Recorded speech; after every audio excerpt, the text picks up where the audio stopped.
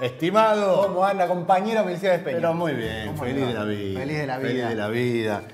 Disfrutando de esto que se está... Momento único. Único. ¿Qué mes que vamos a tener? Mes caliente, ¿no? Picante. Mucha gente en la calle, me imagino ya. Sí, gritándose cosas, todos Sí. concentrados en eso. Mucha intensidad, mucha policía también, eso no me gusta mucho. Yo pero no sé cómo va a ser eso, porque aparte, viste, está toda la cuestión de si vas a poder usar gorrito o no vas a poder usar gorrito. el tema del gorrito va a estar complicado. Claro, Sí, va a haber esas una cosas. grieta ahí.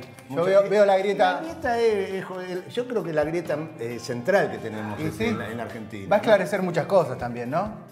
Algunos sí, otros no, porque viste cómo es el fanatismo, Sí. ¿no? Sí, es sí. así, así que bueno. Esperemos qué sé yo. que salga lo mejor posible el partido de Boca Yo River. creo, no, del G20 estoy hablando.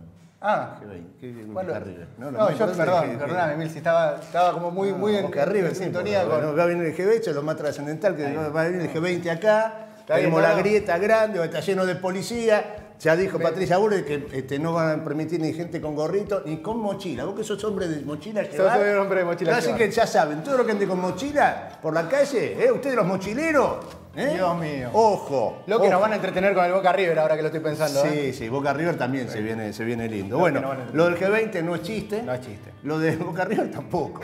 Boca River tampoco, sobre todo eso de River o de Boca, ¿no? Exactamente. No es nuestro caso. No es nuestro caso. Pero... Mejor no hablar de nuestros casos. No, yo puedo hablar tranquilamente de nuestro caso. San Lorenzo no puedo ahora. De Ahora San no Lorenzo, puedo. tiene un problema con el gasolero, pero bueno, se hizo cargo del nuevo gasómetro. Del nuevo gasómetro, Está exactamente. muy bien. Bueno, pero bueno, ¿qué va a tenemos ser? para hoy? Cosas Sí. que pasan. Mejor que lo cuente Axel. Sí, por favor. Adelante, Axel Nuestro, Castellón. nuestro cantautor criollo. Hola Milsi, ¿cómo anda Tabito? Hoy en Estridente Sonó presentamos un informe sobre el avance de la derecha y el discurso del odio en Latinoamérica. En nuestro informe urbano te contamos los problemas del barrio de La Boca que se trataron en el Encuentro Internacional por las Ciudades Igualitarias. Hoy nos acompaña el economista y referente de Patria Grande, Itaí Hagman. Y Macri dice que el perdedor de Boca River va a tardar 20 años en recuperarse.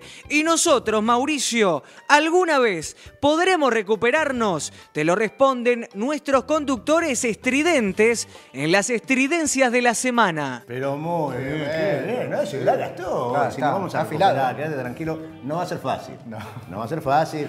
Toda la cuestión geopolítica. Estuvo muy bien Vizcarra, ¿no? Muy bien Vizcarra, el cuando le jugador de contestó Platense. eso. Sí, Un mandó genio. el Twitter ese. Estaba en 20 años, y no sé cuánto. Un saludo al compañero Vizcarra. Sí, ya sabe, puede empezar a estudiar periodismo, dedicarse a otra cosa porque el fútbol va a tener un problemita. En Boca no vas a jugar, Vizcarra, te cuento, qué sé yo. Al menos por un tiempo. Bueno, pero que se trata de eso, ¿no? De poder tener valentía, tener claridad y decir en cada uno de los lugares lo que hay que decir.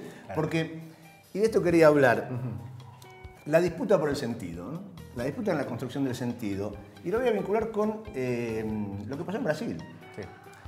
El último fin de semana hubo elecciones en Brasil. Todos horrorizados con el triunfo de autoritario.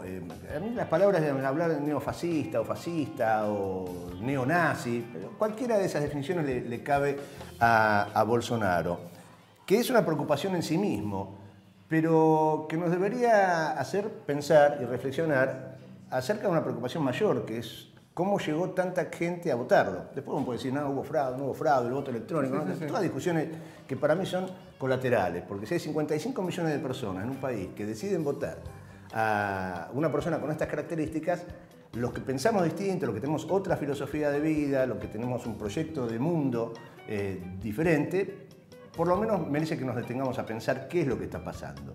Y lo que está pasando tiene que ver con la construcción de sentido y con las acciones que se toman desde los llamados sectores nacionales, populares, que luchamos por la liberación, llámele H. Porque si no ponemos un ojo acerca de cómo construimos el sentido, nos pasan los aviones por los costados y no nos damos cuenta. Por ejemplo, Ciudad de Buenos Aires, discusión del presupuesto, tema central, y la inmensa mayoría de la sociedad creyendo que los violentos eran los que tiraban piedras afuera del Congreso. Sí. Y no podemos hablar de la violencia de lo que sucedía dentro del Congreso. O sea, ¿se visualiza cuál es la violencia de lo que sucede en el Congreso? ¿Se visualiza la violencia del capital financiero internacional? ¿Se visualiza esa violencia? ¿Por qué no? Porque hay una disputa que venimos perdiendo por la construcción del sentido.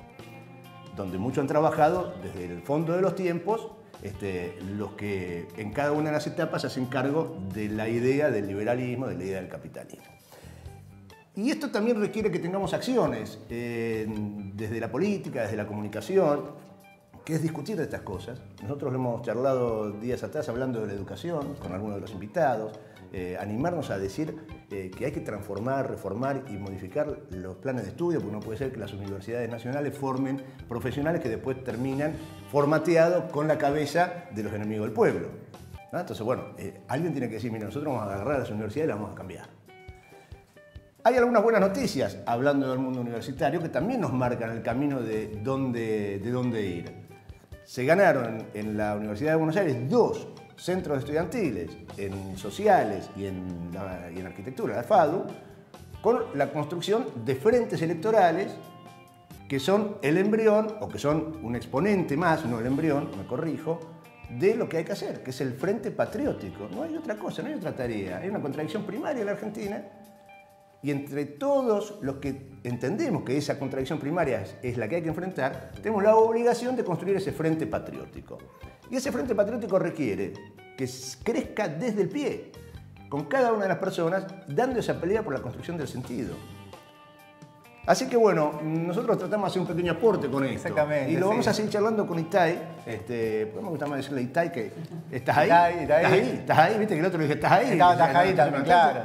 Era Itai, pero empezó a decir, estás ahí, el otro dijo, no, mejor me llamo Itai. Sí. Bueno, un invitado de lujo para la ocasión. Así y es. seguir sosteniendo, obviamente, también la crítica y la discusión del rol de los grandes medios de comunicación, de las grandes empresas de medios. Y acá, desde este humilde lugar, bueno, seguir machacando por la disputa del sentido, y para eso también tenemos un especialista. Tenemos a... sí, claro. Bueno, sí, que nos informa rápidamente. ¿Cómo? Nos dice la posta en 6, 7 u 8 noticias. Es el Tano Seminara. ¡Adelante, Tano! Gracias, chicos. Sí, acá estamos de nuevo con 6, 7 u 8 noticias. Aquí siempre repetimos, como dice Maika, ¿no? Si estos son los titulares, ¿cómo serán los suplentes? Hoy con la voz tomada, ¿eh? Y aprovecho para mandarle un saludo a Carlos. Y la primera noticia dice, Miguel Pichetto, no podemos ser un país idiota. Al que delinque hay que echarlo a patada, dijo Pichetto, ¿eh? Quiere echar a los extranjeros que delinquen, a los que hacen política. Yo le quiero dar un consejo a Pichetto. Pichetto, no seas dolobu. Si vos querés castigar a los tipos estos que delinquen, dejalo que se queden a vivir acá, boludo. Vamos con otra información. Dice que Macri homenajeó a Alfonsín y dijo que es fuente de inspiración. Dijo Macri, dice que se inspira en Alfonsín. Mirá vos cómo se inspira. Por eso lo chiflaban en la rural. Qué barro, 35 años de democracia, la verdad que para festejar, ¿no? 35 años de democracia. Yo le pregunté a un amigo mío, che, en estos 35 años, ¿qué votaste? Y dice, mirá, yo soy un tipo coherente. Dice, una vez voté, fíjate, al peronismo. Otra vez voté a Vélez. Otra vez voté a la Alianza. Una vez voté a López Murphy. Otra vez voté a la Carrió. Pero le digo, escuchame, ¿y eso qué tiene de coherente? Dice, no, yo siempre sigo a Patricia Bullrich, dice el tipo. Pero va. ¿Cómo estamos midiendo, Alejandro? Vamos todavía, ¿eh? Si el nene aprueba, los padres festejan, dicen información que viene de Mendoza. Hay un albergue transitorio que si el chico es abanderado, le regala un turno en el albergue para los padres. Fíjate vos. Se suma a la campaña en Mendoza, hay una campaña que si vos te sacás un 10, te regalan un helado en una heladería y en una pizzería te regalan empanadas. O sea, acá en este lugar te regalan un turno en un albergue. Mirá vos. Fue el primer matrimonio que le tocó, fueron al albergue, salieron, le preguntó un periodista, dice, ¿y qué tal fue el turno? Dice, bandera media asta, dijo la mujer. Qué bárbaro, ¿eh? Comienza la dieta para el verano, para llegar en forma al verano. Ya se viene el verano, viste cómo es, la gente se pone a poner en dieta, empieza a hacer gimnasia, deporte, para llegar bien con la malla, tal, es así que la mejor dieta que se recomienda, dice, la dieta Luis Caputo. ¿Sabe cómo es? Dice, vos llegás a un restaurante y te cagan a trompadas. Dice, qué bárbaro. Viejo, dice, che, dice, vieja, dice, te entran todas las mallas, ¿viste? Estoy más flaca, no en la manija, dice. Ah, qué bárbaro.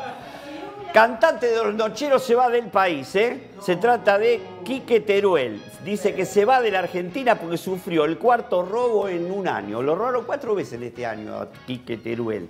Dice, algunos dicen que los robos podrían llegar a ser esos 4, dice, Edesur, Metrogas, Aguas Argentina y ABN. Furioso temporal en Italia, provocó inundaciones, falta de gas, no hay luz, desolación, evacuaciones. Dice un argentino que estaba en Venecia, dice, qué lindo, acá sí que te sentí como en casa, dice el tipo. Y va, un informe de la Nación, esta es la última información, dicen que existen 237 motivos para hacer el amor. Fíjate vos, dice, existen 237 para hacer el amor. Dice, existe uno solo para no hacerlo, dice, estar casado, dice. Dice. Una vez me preguntaron a mí, dice, ¿cuál fue el libro que más te marcó, el libro que más te cambió la vida? Y el que firmé en el registro civil, negro, le digo. ¿Cómo medimos, Alejandro? Te dije, trae la Esmeralda Mitre, vas a ver cómo mide esto. Yo soy bostero. ¿Vos sos bostero? Sí. Ah.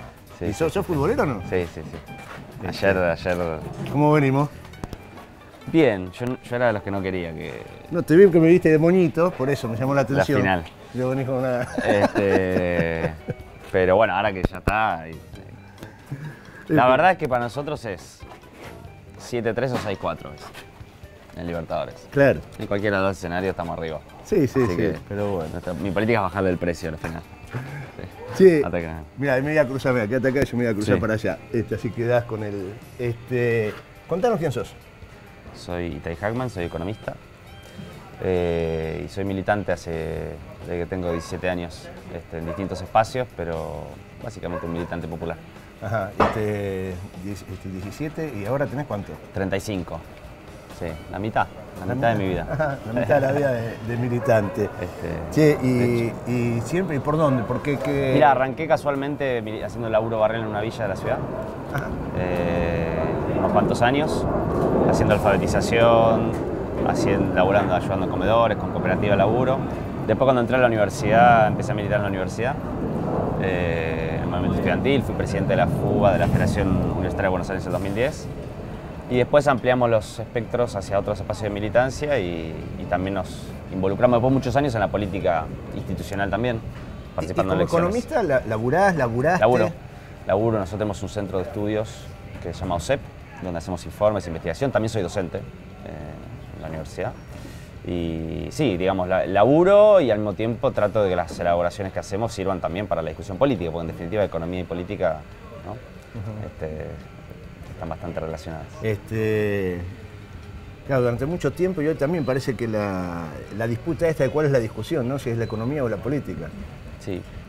En realidad... Y desde la política mucho tiempo se descuidó el tema de la formación económica, ¿no? La economía al final la manejaban otros, ¿no? Desde el punto de vista de la economía, llamémosla ortodoxa o neoliberal, la economía tiene un conflicto con la política, ¿no? El mundo ideal de los economistas neoliberales es un mundo sin política.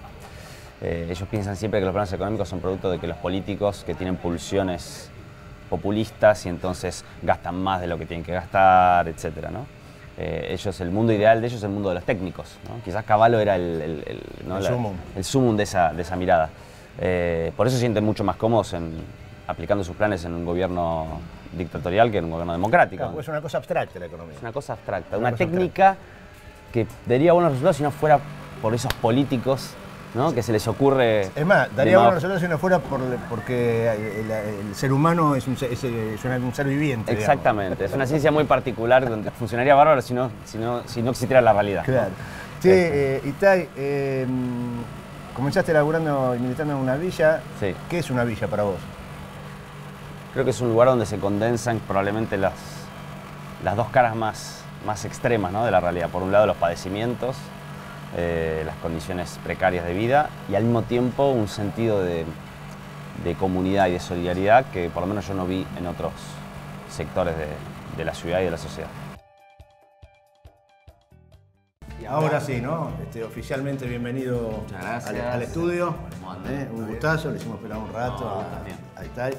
Bueno, se vamos a poner a discutir ya del movido de quién es el gusto. No, problemas. Voy a compartir. No voy a insistir. Compartido. Che, hablaba recién de la editorial, porque tiene trayectoria universitaria. Sí. Importante, ¿no? Que se haya podido conformar, no es fácil, conformar frentes en las universidades tan diversos como se presentaban hasta hoy, que dieron resultados, ¿no? Dieron resultados, es muy importante porque la universidad está sufriendo la política del gobierno, un ataque muy fuerte, y tiene sus expresiones también dentro de las universidades, ¿no? Siempre, cuando se aplicaron políticas neoliberales, para las cuales en general la universidad pública y gratuita que tenemos en Argentina es por definición algo que está mal, ¿no? Y siempre que se aplicaron esas políticas, también tuvieron dentro de las universidades, en autoridades, incluso en agrupaciones estudiantiles, sectores que representan eso, ¿no? Entonces, cuando se discute un centro de estudiantes, también se está discutiendo no solamente una cuestión gremial, a veces se la banaliza, ¿no? Las fotocopias, esas cosas. Se está discutiendo si el movimiento estudiantil va a oponerse a las políticas antieducativas del gobierno nacional o si por el contrario las va a avalar, ¿no? Y por suerte todos los sectores que venimos o que vienen, ¿no? Yo ya hace rato que no estoy, digo, que vienen oponiéndose a esas políticas, pudieron unirse y pudieron conquistar espacios muy importantes. Hay muchos casos, ¿no?, de compañeros o compañeras que se enamoran de la militancia universitaria y no se reciben nunca. No, claro, ¿no? claro. Siguen y siguen y siguen. Se Ahora, padece también, ¿eh? Sí, Se disfruta, padece. pero se padece. Sí. No atravesé por esa experiencia. De suerte. Escúcheme, yo estoy medio obsesionado con el tema ese de la educación y de la educación, entre otras tantas cosas, de que hay que decirle, cómo hay que hablar a la sociedad, porque estoy convencido que es tan profundo el cambio que hay que hacer y que va a tener consecuencias, que si no se le habla a la sociedad diciendo, mira, vamos a hacer esto y va a pasar esto, pero si no lo hacemos no tenemos destino, es preferible que no te voten diciendo eso, que no decirlo y hacerlo porque no te van a acompañar después, ¿no? Sí. Y la educación me parece que es uno de los temas centrales en eso. Sí, también lamentablemente cuando uno está frente a estos gobiernos, como en general son gobiernos que son antieducativos, uno está siempre en la defensiva también, ¿no? Siempre discutiendo, bueno, que no nos bajen el presupuesto, que no nos recorten esto, ¿no? Y eso, que es necesario, impide muchas veces discutir, bueno, pero ¿qué hay que hacer con la educación? ¿Qué hay que hacer con la educación? Y me parece, sí, obviamente el nivel universitario es una discusión y después el resto de educación es otra cuestión. Y que es fundamental, ¿no? A veces un discurso, bueno, también la derecha lo usa, ¿no? Es decir, el problema de la Argentina es la educación, pero lo usa en un sentido diferente, ¿no? En realidad lo que nosotros tenemos en la Argentina es un sistema educativo que en un sentido es una conquista, del cual tenemos que estar orgullosos. Uno mira a otros países de la región, en el caso de la universidad es muy claro, ¿no? Y dice, bueno, por lo menos en Argentina hay una universidad pública, hay que su ingreso restricto. De hecho, viene gente a estudiar de otros lugares. De hecho, esta semana se conoció que hubo una prueba internacional, la UBA quedó en el 8º lugar. Exactamente. O sea, pero ¿cómo? No deja de ser una institución o un conjunto de instituciones que también reproducen, bueno, forman profesionales y cuadros técnicos que no necesariamente están comprometidos o se forman comprometidos con las necesidades de la Argentina, ¿no? Yo, como estudié economía, obviamente por ahí seamos el caso extremo de esto, ¿no? En una facultad. Yo no sé si es el caso extremo porque es un caso más. Pues yo digo, ¿en qué se diferencian los arquitectos que se reciben en la FADU y terminan con la cabeza al servicio del desarrollador inmobiliario? Ni que hablar de derecho, ¿no? Sí, claro. Derecho está formateado, el 80%, ¿no? Digo, los jueces que tenemos hoy, ¿dónde salieron?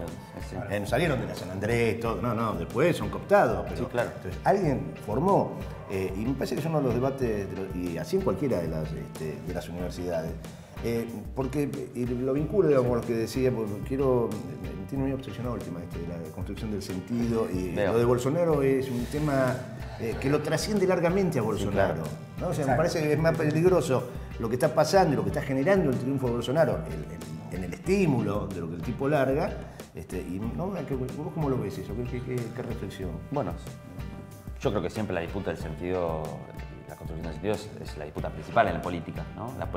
Nunca la política, creo, brota mecánicamente de los hechos, ¿no? Es decir, me parece que es aplicable a la discusión de la Argentina actual. Creo que cualquier persona sabe perfectamente, sin que nadie se lo explique, que hoy vive peor que hace 3 años.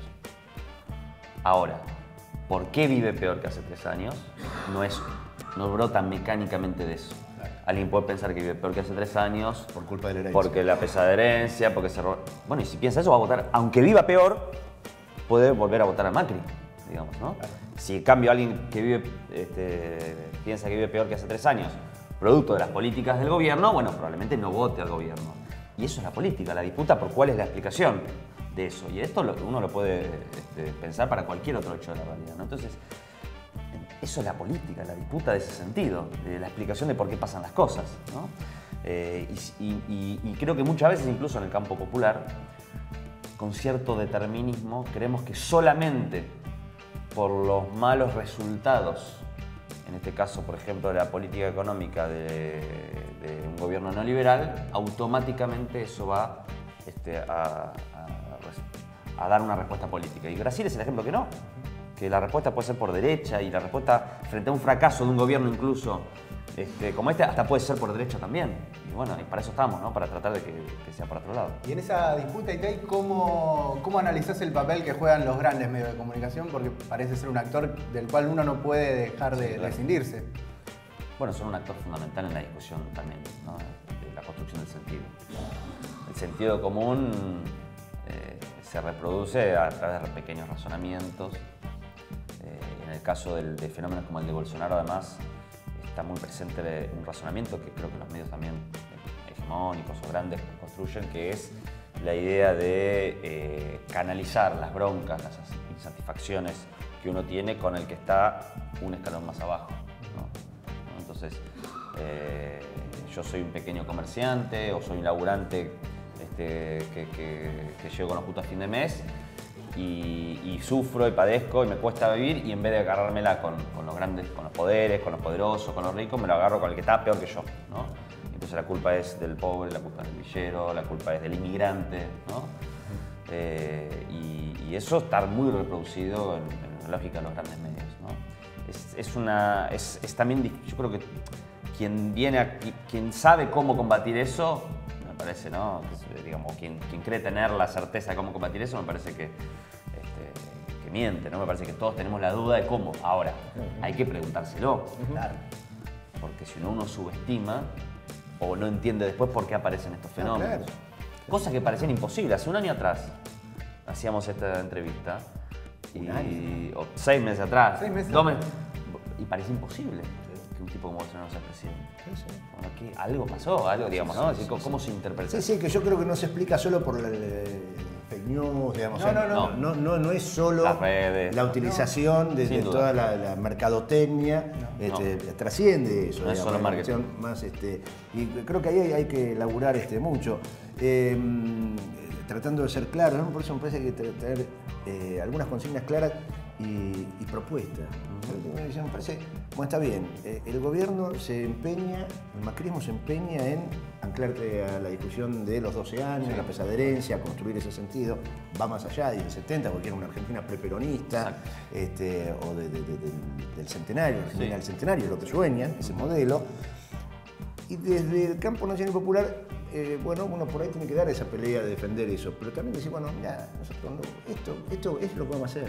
O sea, vamos a bajar las tarifas, y no vamos a bajar las tarifas porque, digo, ¿no? ¿Qué cosas hay que proponer? Sí, bueno, esa tensión, ¿no?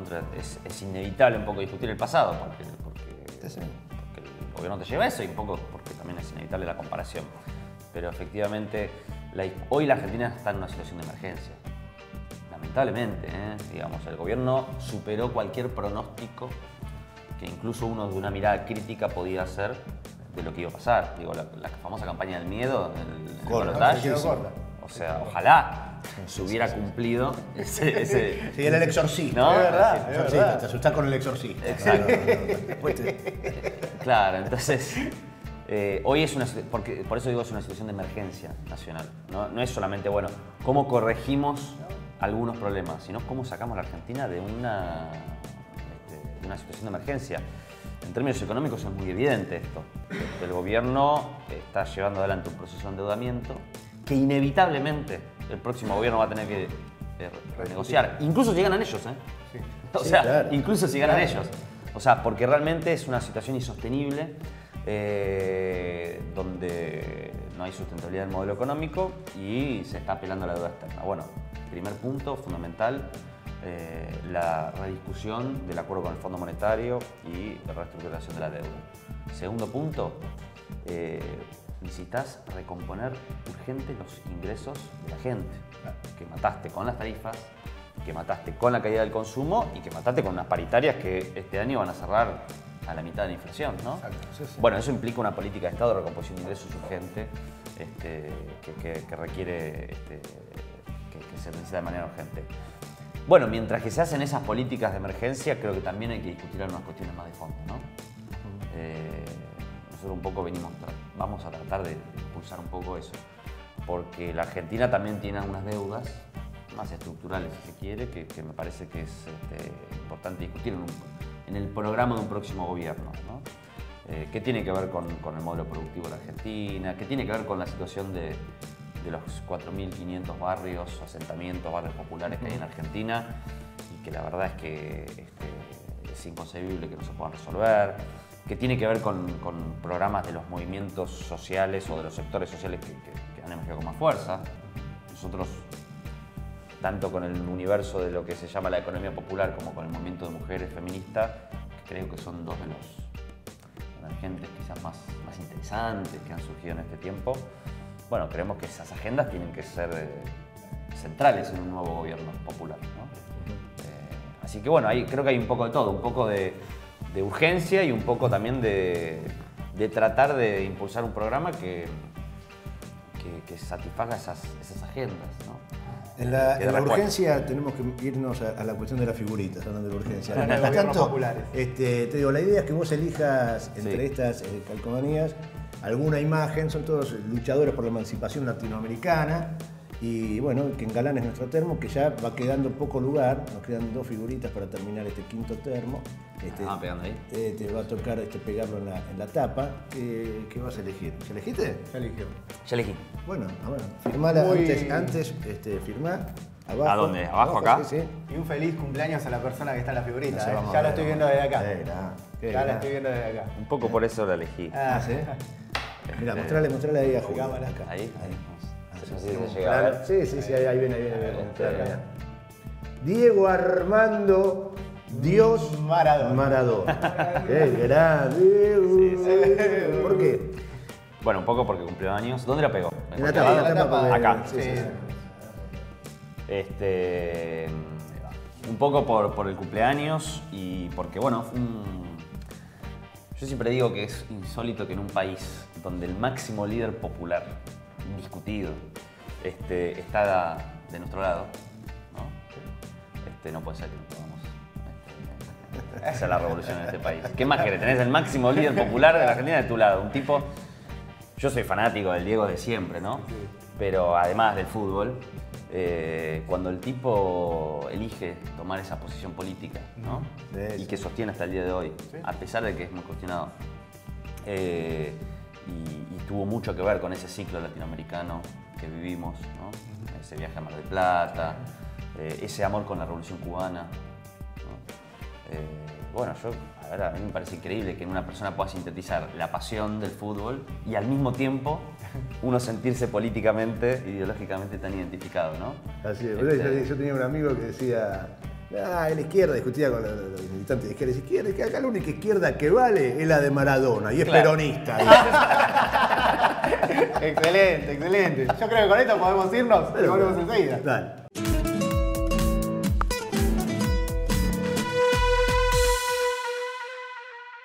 Gravei que eu sou estuprador agora. Olha, jamais estuprar você que você não merece. Dona, eu sou favorável à tortura, tu sabe disso. E o povo é favorável a isso também. Internacional de Direitos Humanos. No Brasil é o Dia Internacional da Vagabundagem. Rio de Janeiro é a capital do orgulho gay do mundo. Que orgulho é esse aí? Que depravação é essa? Vamos fuzilar a petralhada aqui do Acre, hein? Vou botar esses picareta pra correr do Acre. Já que eles gostam tanto da Venezuela, essa turma tem que ir pra lá. Agora, você de casa contrataria um motorista gay para levar seu filho na escola? Tá na cara que não. Eles vão ter um travesti professor na escola tal, um gay na escola não sei do que lá, para que a garotada comece a vê-lo como fosse aquilo normal. Cuando Bolsonaro dice por ejemplo, hablando de los afro-brasileños, no sirven ni siquiera para reproducirse. Es un insulto, una grosería, soez, una cosa pero realmente terrible, y sin embargo una parte importante de la población afro-brasileña le dio el voto a Bolsonaro. Increíble. Así que la octava economía del mundo y el principal socio comercial de la Argentina van a tener a este personaje como presidente. Están cruzando por nuestra frontera, en cualquier momento nos van a superar. Ahí me trabé, digo, hey, quiero saber, adelante para acá. Bolsonaro, un hombre honesto, un patriota brasileño que va a echar a hacer la limpieza en este país. A los corruptos, a los rojos. Dijeron, Gustavo, se han robado todo. Faltaba que dijeran, robaron un PIB y ya estábamos instalados. O sea, lo cual quiere decir que el relato que viene de arriba es el mismo, es el mismo. Me pone muy contento en el sentido de que en cada lugar donde pierda la expresión del Foro de San Pablo me pone feliz. ¿Eso qué significa para nosotros? Que pierdan los zurdos hijos de puta. Bueno. Pero mira, el odio ante Lula, el odio al PT. Bueno, entonces es un elemento que hay que tener en cuenta en la Argentina, porque el odio ha funcionado en la Argentina en la campaña del 2015. Claro. Y sigue funcionando. Bullrich habló en las últimas horas otra vez de los inmigrantes. No pueden venir a la Argentina a cometer delitos en la calle y romper la plaza de los dos congresos o tirar piedras a la policía. Espero que los 4 extranjeros, y en esto no tengo ninguna mirada xenofóbica, nada, ninguna estupidez de esas que siempre dicen, pero los 2 venezolanos que hemos recibido generosamente los argentinos, el paraguayo y el turco, ya estén en el Departamento de Migraciones listos para la salida del país. Un país en serio debería actuar así. Sí, necesitan un techo. Un techo para tu país. Ningún presidente en la historia de Estados Unidos se había atrevido a sugerir algo como esto, que sugirió anoche el presidente Trump en una entrevista. It's ridiculous, and it has to end. Have you talked about that with council? Yeah, I have. So where in the process? It's in the process, it'll happen. Hay más de 30 países donde hay una legislación similar. Sin embargo, él tira esto, cala hondo entre sus seguidores y alimenta otra vez el odio hacia los inmigrantes.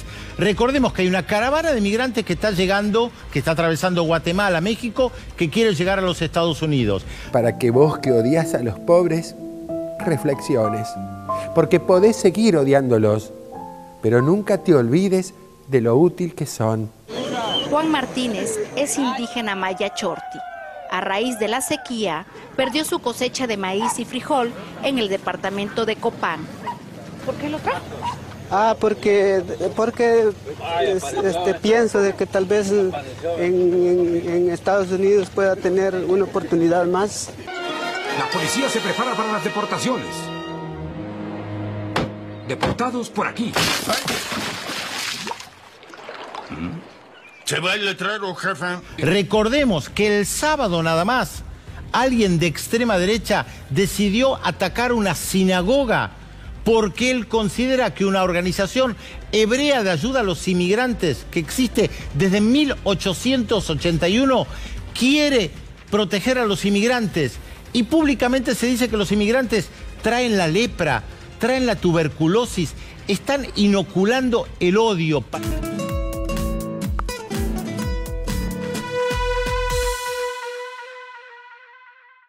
Qué tema el de Brasil, ¿eh? Qué tema. Dices, bravo, eso te deja así. Bravo, Te sí. deja así. Y ahora, bueno, el juez Sergio Moro, lo recuerdan, es el juez que persiguió, que encarceló a Lula da Silva.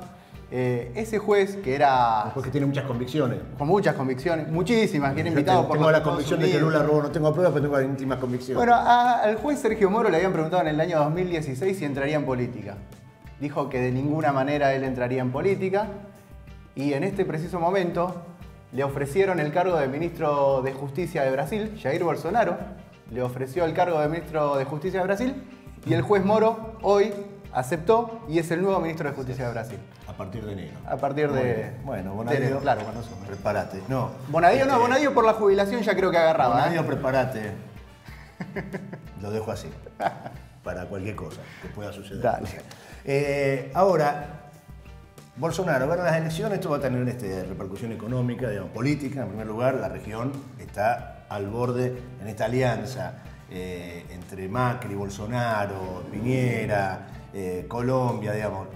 La situación de Bolivia o especialmente de Venezuela tiende a tornarse más preocupante todavía, con la salvedad que Maduro, la negra también juega, ¿no? Entonces Maduro con China, hay una disputa, ¿no? Geopolítica, ¿no? Geopolítica, comercial, entre China y Estados Unidos, que es de verdad la que está teniendo la región. Y digo, anuncio de Bolsonaro, mientras Macri decía, bueno, nos acercamos, dice, no empiezo por visitar Argentina, me voy a Estados Unidos, me voy a Israel, me voy a Chile. Ahora, Brasil es el principal socio para Argentina. Y también hay una relación de dependencia, se complica el tema, ¿no? Sí, totalmente. Obviamente en lo político, democrático es muy preocupante. A mí me preocupa la expansión, ¿no? de esta ola bolsonarista. Creo que estas expresiones que escuchábamos acá en el informe, tanto de gente del oficialismo como algunos de la oposición, bueno, tienen que ver con eso, ¿no? Una suerte de carrera a ver quién puede expresarlo. ¿Hubo alguien de la oposición? Claro. Bueno, supuestamente.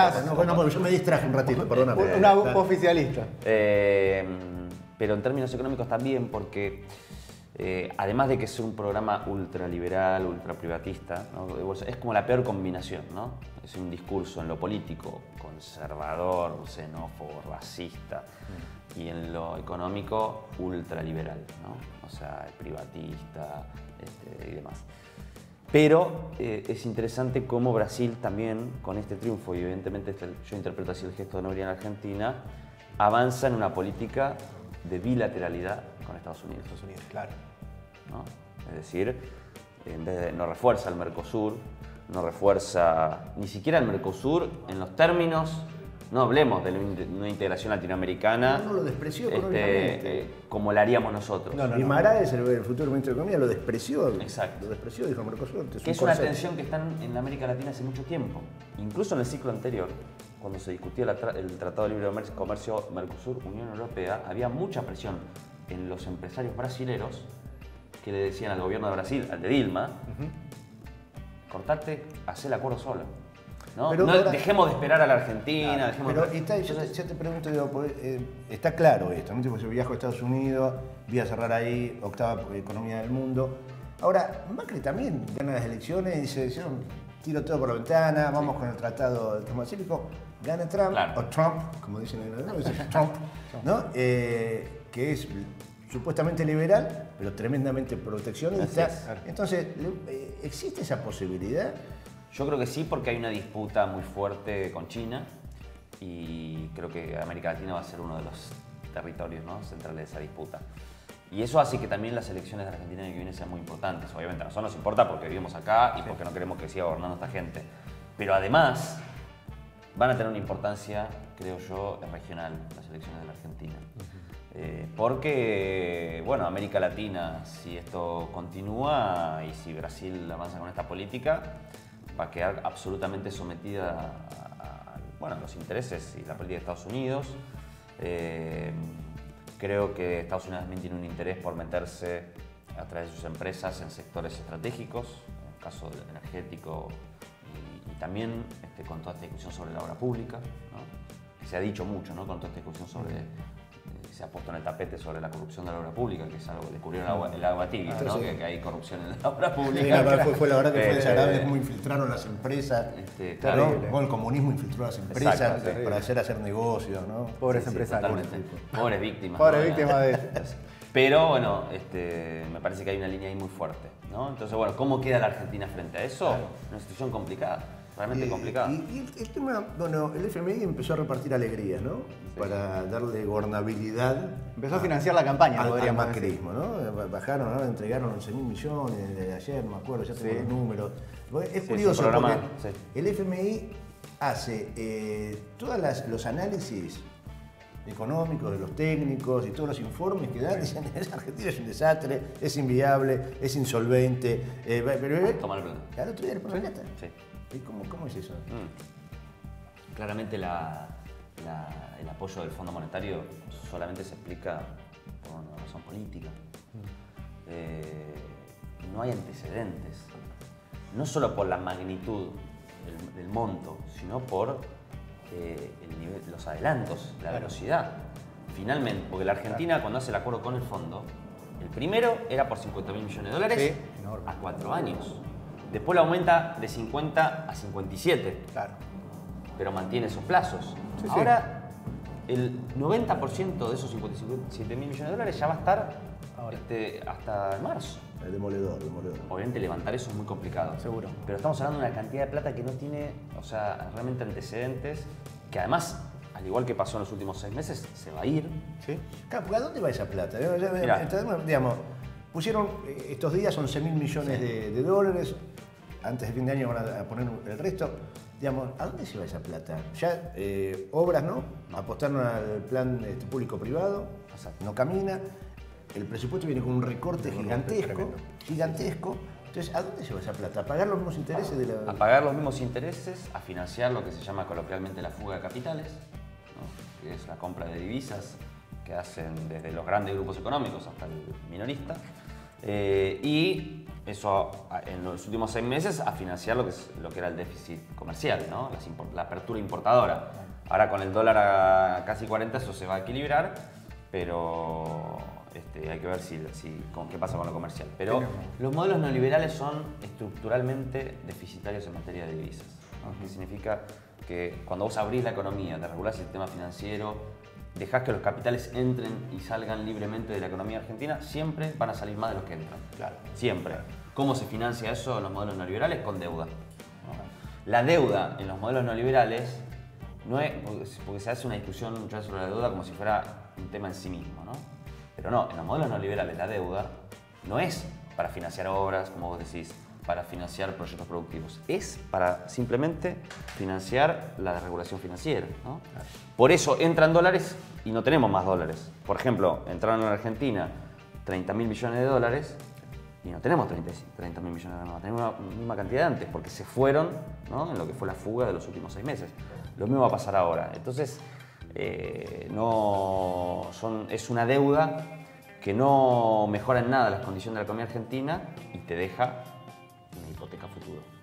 Tenemos un móvil, Milciades, en este momento. Hola chicos, hola, ¿cómo andan? Fayuto, otra vez. Acá estamos de nuevo, saliendo de la casa de gobierno, fíjense. Dichosos los ojos que lo ven, Fayuto, sí, cuando señor. está lejos. Festejando acá los 35 años de democracia junto al doctor Alfonsín. ¿Qué le parece? Ay, Dios mío. ¿Usted festeja la democracia? A ver, hace 35 años se terminaba el patoterismo. El patoterismo militar, la mano dura, la prepotencia, los atropellos. Pero usted me nombra todas esas cosas, me hace sentir nostalgia. No sea así tan torturador. La metió Fayuto acá. Pero escúcheme, 35 años lo veo festejando ahí. Está en la Casa Rosada, en la puerta de la Casa Rosada. En la puerta, sí, sí. ¿Volvió? Volvimos. ¿Volvió? Volvimos, sí, estuvimos junto a la estatua de... Lujón le pegó un palito, Caputo, sí, una cosa rara, había una internet, ahí parece. Pero bueno, volviendo al tema de la democracia, Fayuto, sí. En estos 35 años que han pasado varios presidentes, ¿con quién se queda de los presidentes? ¿De todos los presidentes que hubo? Sí. Mire, está haciendo un poco memoria, me quedo con Rodríguez Sá, mire.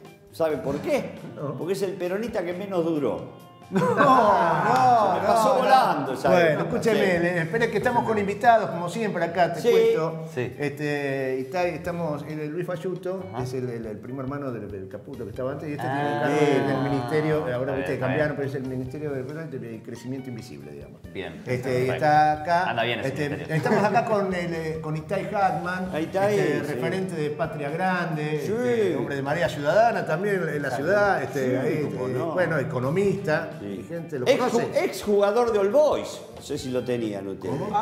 Fue jugador de All Boys. Jugó en divisiones inferiores en All Boys, o me equivoco. Claro. El gato que tiene, Está informado. Jugó en el equipo de Floresta. Usted sigue tomando un café con Estivoso siempre, ¿no? Sí, claro. Además, yo quería aprovechar para preguntarle qué diferencia hay entre Flores y Floresta. No. Lo dejamos para otro momento. Ayuda a ver si se acuerda usted, porque yo me acuerdo que en el 85 yo era muy joven, pero me acuerdo. Sí. Sobre todo porque lo dice acá. En el 85. Me acuerdo del Mire lo que me acuerdo del 85, que se enfermó Alfonsín, el doctor Alfonsín. Sí. Y le mandaron a hacer análisis completo, ¿se acuerda? Sí, claro. Sí. ¿Qué le salió en los análisis? Le salió que la caca está en orden, le dije. ¡No! Sí, fue impresionante. Hablando de los presidentes y las sensaciones que usted ha tenido en estos años, ¿qué sintió cuando Néstor Kirchner hizo bajar el cuadro de los dictadores del colegio militar? Ah, ¿cómo me conoce usted? Milce, usted sabe mis debilidades. Lo primero que pensé, dije, qué bien que quedaría ese cuadro en el living de mi casa. Una cosa impresionante, sí. La verdad que, le digo la verdad, se lo extraña al flaco, ¿eh? ¿A Néstor? No, a Jorge Rafael. No, te tiró. ¿Qué lo tiró? A ver, vamos a sacar de esto. Gracias al otro gobierno tenemos matrimonio igualitario. Digámoslo. No insista, Tabito, no insista. Yo no me quiero casar con usted. No, pero no le dijo Sí, ¿qué quiere que le diga? No, le dijo eso. Bueno, Falluto. Sí. ¿Por qué no quiere subir donde ponen ahí la bandera arriba? Cuando dice que está el presidente. En el mástil, sí. Sí, el mástil ahí arriba, con el banderín, ¿no? Sí. ¿Por qué no sube y se asoma? ¿Ah, sí? ¿Sí? ¿Qué sé yo? En Punta de Piedra una de esas tenemos suerte. ¿Usted se sentó arriba del mástil? No, ¿cómo está el hombre? Bueno, pero le digo que volveré y millones. Aunque ustedes con las medidas que toman a veces nos hacen sentir como que si estuviéramos ahí. Pero en fin. Hasta la vista, baby. Hasta la vista, baby. En el marco del Encuentro Internacional por Ciudades Igualitarias, se realizó una recorrida por el barrio de La Boca para observar cómo se sufren los desalojos forzosos y la exclusión económica. Esto se enmarca, como ya venimos repitiendo, en el Encuentro Internacional por las Ciudades Igualitarias y nos pareció que era una excelente oportunidad para darle dimensión estética y territorial a esto que nosotros repetimos todos los días. Con respecto al proceso de expulsión de sus pobladores, al ingreso del mercado inmobiliario. Estas 180 causas de desalojo que venimos acompañando, poder mostrar cuál es la situación real en el territorio. El barrio está muy deteriorado, y no es un caso que es deteriorado, me ha muy golpeado todas estas conventillos abandonados, los incendios dolosos, claramente, violaciones de derechos humanos. Realmente me he hecho bolsa de ver la injusticia que se está cometiendo y se va a seguir desalojando a todas esas familias, Dios mío. Pero siempre lo que reconforta es ver que no bajan los brazos. Muchas organizaciones, muchas instituciones se sumaron a esto y estuvieron trabajando fuertísimo toda la semana para que esto sea posible. Entonces es un barrio vivo, están juntos, está de pie. No se vende este barrio. El Código de Planeamiento Urbano es un código diseñado al parador de los desarrolladores. Duplicar la cantidad constructiva de la Ciudad de Buenos Aires es un claro ejemplo de eso. Están hablando de doblar la capacidad de metros cúbicos de la ciudad. Es una locura. Uno palpa nuevamente la injusticia de este gobierno, que no les importa nada. Acá quieren hacer otro Madero, ¿viste? Sin respetar la tradición de lo que es La Boca. Por suerte, los vecinos han accionado y han logrado modificar esta normativa que en un momento estaban discutiendo de hacer torres sobre la ribera. Nosotros hemos llevado propuestas, sí, que hemos elaborado en los talleres que hizo el Interconsejo, digamos, y Movimiento Comunero nos ayudó en la elaboración de talleres que hicimos en el barrio para poder presentar propuestas concretas o un código urbano participativo, como nos gusta llamarlo. El futuro de las ciudades, el futuro de la humanidad no puede ser meramente urbano así. Tienen la ciudad que regenerar, hay inmuebles vacíos, espacios vacíos. Hay posibilidad de que los bienes comunes se conviertan en espacios públicos verdaderamente, no vendido al mejor oferente. Tiene que ser utilizado para las poblaciones que viven, que tienen derecho a la ciudad, de disfrutar. Que gobiernen para los necesitados, no para sus amigos los empresarios. La política pública que generan para nuestro barrio lo único que viene a hacer es garantizar los negocios que ya tenían, consolidarlos y ahora permitirles aún más impunidad, no solo ahora con los recursos propios, sino que con los recursos estatales. Bueno, vos sabés que estuvo muy bien el encuentro encuentro de ciudades igualitarias, hubo varias jornadas, comenzó en el Parque Centenario, hizo esa recorrida por Caminito, mucha presencia de militantes por el hábitat de distintos países, Brasil, Uruguay, Chile, Paraguay. Fue realmente muy interesante, hubo un cierre en la Facultad de Derecho.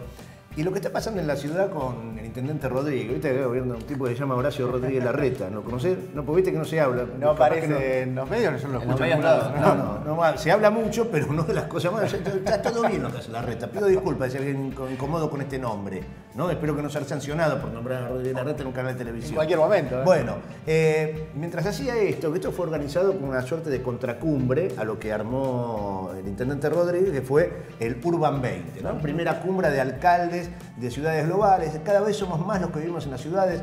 Nos plantea desafíos que necesitamos de trabajar como naciones. Habló del legado que hizo con la Villa Olímpica, gran negociado. Dice, el 65% de los estudiantes tendrán un empleo que hoy no existe.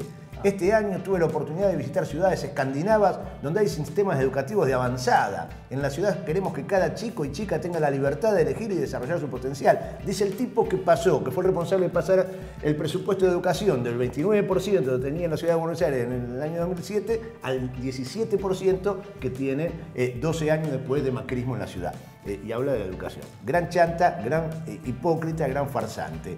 En el medio de esto, el fin de semana anterior hubo un intento de elección, tenía que haber elecciones en la Villa 21-24, no hubo elecciones porque llegó el PRO, como iba a perder, había una lista también plural que parecía que iba a ganar la elección de delegado, lo cerró. En el medio de esto el tipo dice, cierro los jardines maternales. Sos un hombre de la ciudad, has sido candidato, militás en la ciudad. Sí, es un gran desafío cómo discutir también sobre la ciudad, ¿no? Porque está el blindaje mediático que vos mencionabas. Y también nos cuesta muchas veces discutir los temas de la ciudad porque, bueno, estamos más acostumbrados a discutir los grandes temas nacionales, lo que hablábamos antes, ¿no? La deuda externa y demás. Y la realidad es que la ciudad de Buenos Aires, si bien hay una suerte de apariencia de buena gestión, ¿no?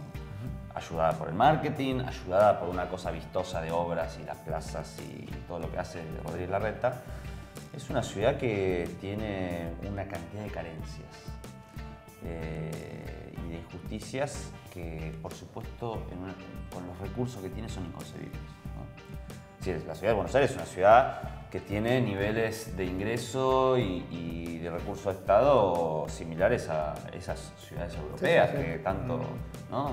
se admiran, y sin embargo tiene niveles de precariedad en materia de vivienda, en materia de mortalidad infantil, cuestiones como las vacantes, ¿no?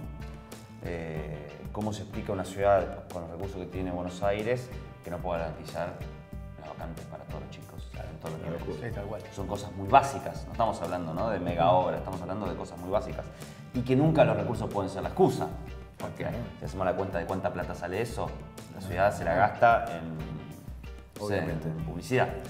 Entonces hay una serie de temas de la ciudad que hay que discutir, hay un modelo de ciudad que hay que discutir, ¿no? Y creo que Larreta representa un modelo de ciudad, que es un modelo donde el mercado inmobiliario, donde la lógica privada se adueña de las ciudades, y nosotros tenemos que contraponer un modelo que tenga que el centro de ese modelo sea el desarrollo humano, ¿no? La satisfacción de necesidades. El parámetro progreso de desarrollo de una ciudad no puede ser el valor del metro cuadrado. Claro. ¿No? Como se decía, no puede ser, tiene que ser otros parámetros. Y esa es la discusión. Si no quedamos también, yo creo que a veces en una posición conservadora donde parecería que ellos tienen una idea de desarrollar la ciudad y nosotros queremos que siga igual. No queremos que siga igual. Obviamente. Nosotros queremos otro proyecto de ciudad inclusivo. Queremos que se desarrolle en otro sentido. El gobierno del cambio se llevó muchas cosas. Esperemos un cachito que diga algo para cerrar esto, porque aunque no se enojen los compañeros y compañeras. No, porque vos sabés que se está discutiendo el código de urbanístico, el código de planeamiento, audiencia pública, porque el PRO se ha encargado de destrozar las instancias participativas, destrozar la ley de comunas, destrozarla, que eso es uno de los ejes, el protagonismo de los vecinos. Audiencia pública, una ley de doble lectura que va a cambiar y le abre el juego a los desarrolladores inmobiliarios. Casi 500 personas inscritas en esa audiencia pública, 2 semanas discutiendo, los 500 en contra del código. ¿Cómo es que el código se aprueba? Así, lo que el cambio se llevó.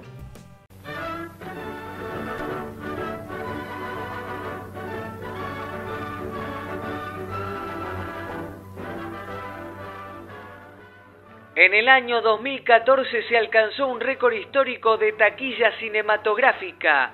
Entre el 2008 y 2014, el Inca subsidió 764 películas por 641 millones de pesos, destinados a actores, técnicos y cargas sociales.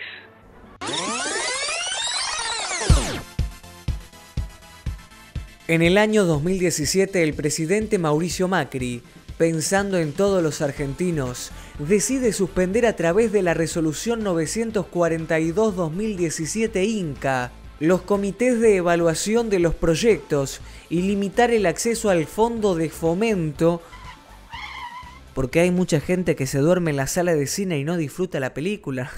No, pero no podemos decir eso. ¿Qué le decimos a los empleados que se quedan sin salarios?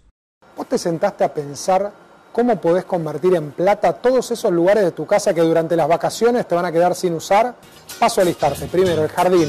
¿Sabés que se empiezan a alquilar los jardines para hacer camping?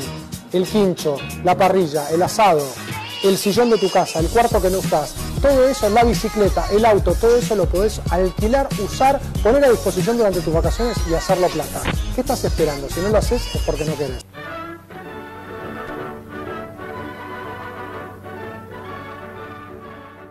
¿Qué estás esperando, Vilsi? No, pero lo doblaron, eso es mentira. No, eso es verdad, eso es verdad, es así. Te juro que es así. Eso lo hizo Axel. No está editado.